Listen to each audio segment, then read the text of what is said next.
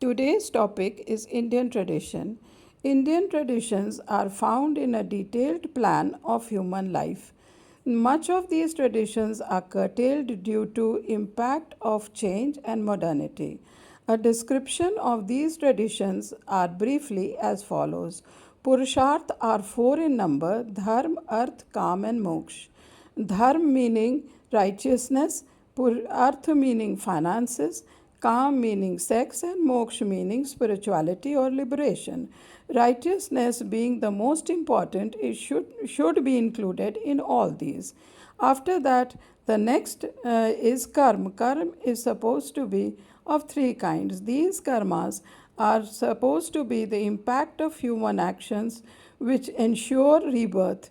Sanchit or accumulating actions, prarabdha or effects of actions of previous birth, kriyaman or actions being performed. There are 16 sanskars. These sanskars are supposed to celebrate each and every aspect of human life. Garbhadhan meaning the inception of the fetus. After that, we come to Punsavan, which means protection of the fetus. Simantayan meaning protection of advanced pregnancy.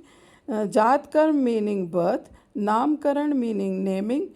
After that, we come to Nishkraman or taking the baby out of the house for the first time. And then comes Annaprashan or the eating of food.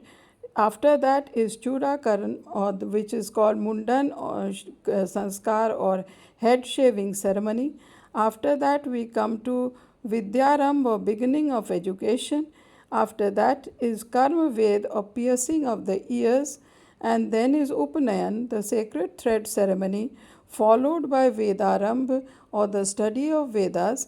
Then is Keshant or cutting of the hair ceremony, followed by Simavartan or coming back from the Guru's house.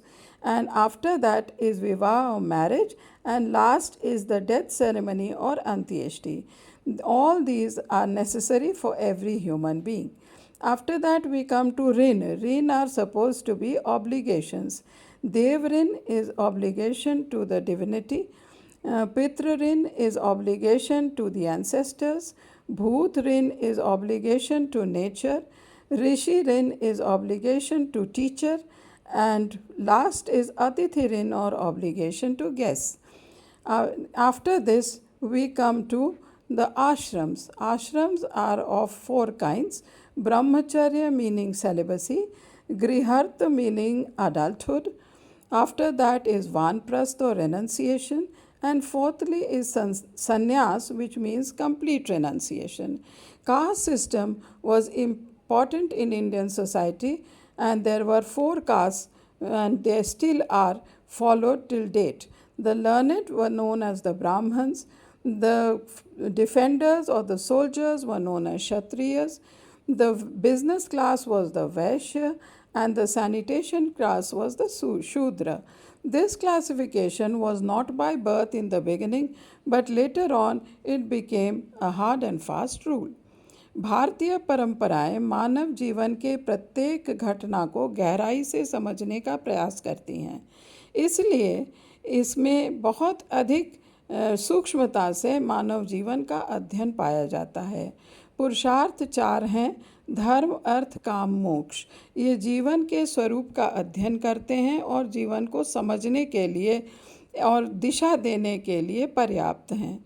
इसके बाद कर्म के सिद्धांत हैं, क्योंकि ये माना जाता है कि प्रत्येक कर्म की कुछ न कुछ प्रतिक्रिया अवश्य होती है।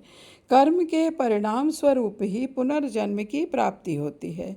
ये कर्म तीन प्रकार के हैं: संचित कर्म जो किए हुए कर्म हैं, प्रारब्ध कर्म जो पिछले जन्म के कर्म हैं, और क्रियमाण कर्म जो हम अभी कर रहे हैं। इन्हीं के कारण बार बार हमें जन्म लेना पड़ता है। इसके पश्चात संस्कार हैं: गर्भाधान, पुंसवन, सीमंतयन, जात कर्म जन्म से पहले के संस्कार हैं। नामकरण, निष्क्रमण, अन्नप्राशन, चूड़ाकर्म, विद्यारंभ, कर्णवेद्य, उपनयन गुरु के घर में जाने से पहले के संस्कार हैं।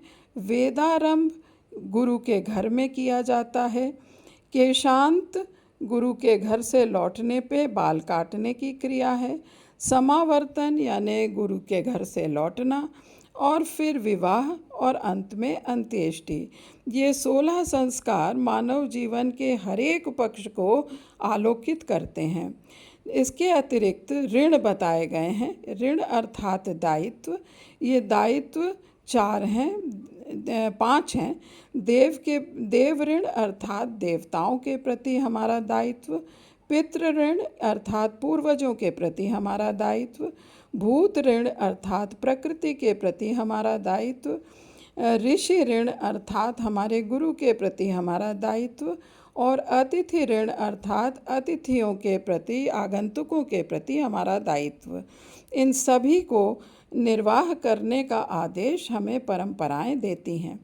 जाति प्रथा भारतीय समाज में बहुत महत्वपूर्ण है। 4 प्रकार की जातियां बताई गई हैं।